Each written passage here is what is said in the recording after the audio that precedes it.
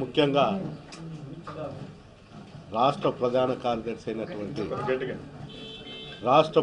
కార్యదర్శి అయినటువంటి గోరంట్ల మాధవ్ నోటీసులు ఇవ్వడం కూడా జరిగింది.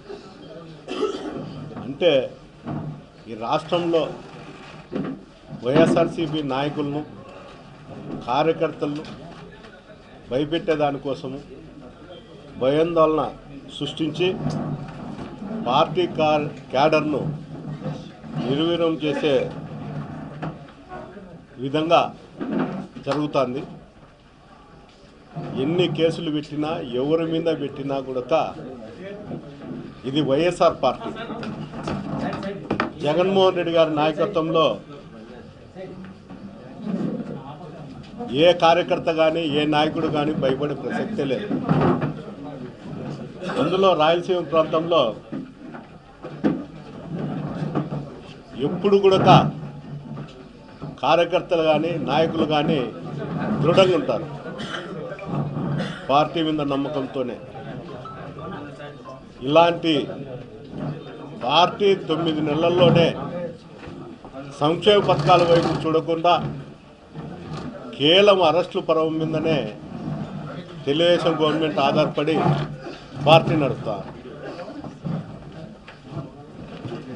ఇవి ఎన్ని రోజులు సాగు. ఈరోజు వాళ్ళు చేస్తున్నారంటే ఇక్కడ నాయకులను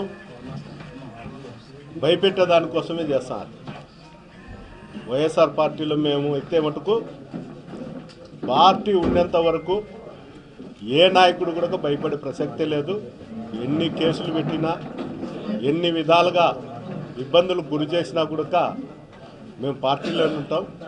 మాధవ్ అరెస్టు కూడా చాలా ఎప్పుడో 3 ఏళ్ళదే 4 సంవత్సరాలతో ఈ కేసు నోటీస్ ఇచ్చినారు. నోటీస్ ఇవ్వడం జరిగింది. ఆ నోటీసు కూడా ఈరోజు ఆయన పోయి సంజయ్ చేయడం కూడా జరుగుతుంది. మొత్తం మీద ఈ రాష్ట్రంలో సంక్షేమ పథకాల మీద ప్రభుత్వం దృష్టి పెట్టాలి తప్ప ఇట్లా అరెస్టులతో అందరినీ భయభ్రాంతులకు గురి చేసి ఇబ్బందులు పెట్టడం మంచిది కాదని ఈ సందర్భంగా చెప్పడం జరుగుతుంది. రేపు కూడా అదే తెలుస్తుంది కదా, చట్టమే చేసేది. మేమేం చేయము. అవి మేము చెప్తే చట్టం అవలంబించుతుంది అంతే. అది ఈరోజు రేపు మళ్ళా నైట్ వస్తుంది, తెల్లారుతుంది. రేపు కూడా అదే విధంగానే ఉంటుంది. ఈరోజు మేము బాధపడుతున్నామనో లేకపోతే మేము భయపెట్టేకుంటే ఇంకా మళ్ళాసారి కంటెస్ట్ చేయరనో లేకపోతే ప్రజలు ఓటేసేకి రారు అనుకోవడం చాలా తప్పు. రేపు అనేది ఒక రోజు ఉంటుంది. ఆ రోజును ఎవరు కూడా మర్చిపోయే పరిస్థితి అయితే ఉండదు. ఇబ్బంది పడిన ప్రతి నాయకుడు ప్రతి కార్యకర్త ఆలోచనతోనే ఉంటాడు. ఏంటికి ఆలోచనలో ఉంటాడంటే ఈరోజు ఇబ్బంది పడినాడు కాబట్టి వాళ్ళే చెప్తారు మీ ప్రభుత్వంలో మా వాళ్ళని ఇబ్బంది పెట్టినారని. జగన్మోహన్ రెడ్డి గారు ఎప్పుడు కూడా అలాంటి ఆలోచన చేయలే. అలాంటి ఆలోచన ఆయనకు లేదు, చేయలేదు కూడా. చేసింటే అది కూడా ఒక విధంగా ఉంది. ఈరోజు వీళ్ళు చేస్తారు కాబట్టి చెప్తాండి.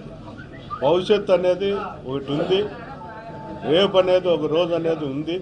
అది ఖచ్చితంగా వస్తుంది. వచ్చినప్పుడు అప్పుడు కూడా చట్టం తన పని తను చేసుకుంటానే పోతుంది.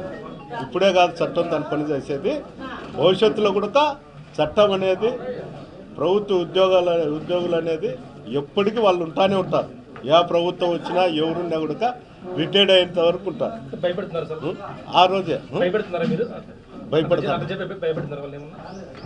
ఇంకా భయపెట్టడం అంటే అదే. నేనైతే ఎవరికి భయపడను.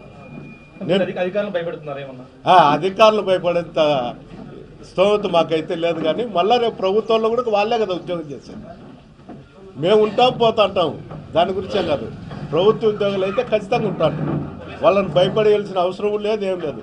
ఇదే అధికారులే రేపు కూడా పని చేయాల్సిన పరిస్థితి అదే కదా ఉండేది, తినేది. వేరే విధంగా ఏం లేదు. ప్రభుత్వ ఉద్యోగుల మీద కానీ వ్యతిరేకత ఏం లేదు.